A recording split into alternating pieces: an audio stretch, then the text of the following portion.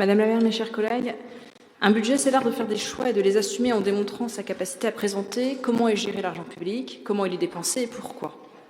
Le présenter est toujours une épreuve de pédagogie et de transparence, tel que le rappelle l'objectif décrit dans ce budget, d'une meilleure appropriation en faisant évoluer les outils de communication financière et budgétaire.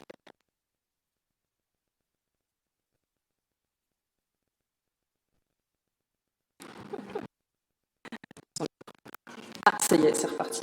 Pardon. Donc, à destination des partenaires des citoyens, pour de grande transparence. Si vous pouvez attendre l'arrivée d'un micro HF avec nos excuses. Merci. Bon, un autre micro. Merci donc.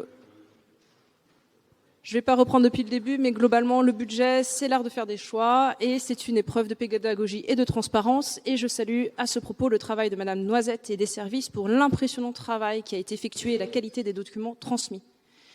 En effet, le budget, depuis plusieurs années, concentre des attentes qui le font sortir de l'exercice classique de communication financière. Le budget se doit d'être sensible au genre et vert, deux manières de rendre compte de l'action publique. Est-elle conforme avec les attentes légitimes de parité ? Est-elle conforme avec les attentes nécessaires de conformité écologique ? Le choix de la municipalité de ne pas rendre un rapport sur le développement durable pour fondre ces éléments dans le budget primitif est une bonne idée. Les fiches de politique publique et leur présentation, qui accompagnent le budget et qui décrivent les actions et les indicateurs suivis concernant l'égalité femmes-hommes et la transition écologique permettent d'avoir une vue globale. Ce travail d'information et de transparence est à saluer.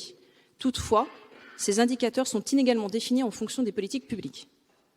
Par exemple, concernant la gestion immobilière, nous sommes étonnés que les indicateurs liés à la transition écologique ne soient pas repris. Il s'agit d'éléments d'intention sans précision particulière présentant une démarche, certes intéressante, mais qui nécessiterait plus de précision.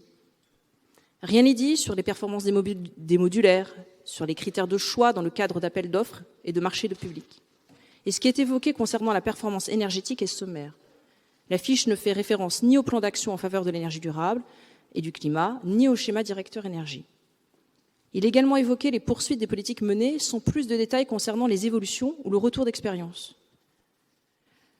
Donc vous vous félicitez d'un budget consacré aux économies d'énergie sur les bâtiments publics, mais on passe de 4 millions d'euros en 2021 à 4,157 millions d'euros en 2022, selon le focus sur les travaux économie d'énergie, page 36 du budget. Cet effort nous semble quelque peu symbolique au regard de l'augmentation de 18,6% des prix de l'énergie, selon le rapport publié par l'INSEE le 4 janvier. Et du fait que le secteur du bâtiment représente près de 45% de la consommation d'énergie finale et 27% des émissions de gaz à effet de serre. Nous constatons que la ville de Rennes a pourtant les ressources nécessaires pour faire face à ce défi. Vous l'avez décrit d'ailleurs sur les recettes. Le produit de la taxe foncière et de la taxe d'habitation applicable aux résidences secondaires a augmenté de 4,5% et le produit des droits de mutation a franchement augmenté avec une augmentation de 67,6%. On peut y voir un élément conjoncturel, mais au regard de l'attractivité de la ville de Rennes et des mouvements sur le marché immobilier, on peut penser que cet élément perdurera encore un moment. De plus, l'État fait un effort considérable avec le plan de relance et continue d'augmenter ses dépenses en direction des collectivités locales, notamment dans le cadre de la transition énergétique, et vous l'avez évoqué. Le plan de relance consacre 6,7 milliards d'euros à la rénovation énergétique, avec comme objectif une massification de la rénovation énergétique et une simplification majeure de l'accès aux aides, avec la mise en place d'un guichet unique France Rénov'. Pour les bailleurs sociaux, 3 milliards d'euros de prêts bonifiés sont accordés pour la rénovation de 500 000 logements sur 5 ans, permettant ainsi la disparition des passoires énergétiques du parc social. En Ille-et-Vilaine, la rénovation thermique des bâtiments publics représente plus de 56 millions d'euros. Avec MaPrimeRénov' en 2020, les aides pour les ménages ont été simplifiées et renforcées tout en étant élargies à l'ensemble des propriétaires, occupants, bailleurs ou copropriétaires.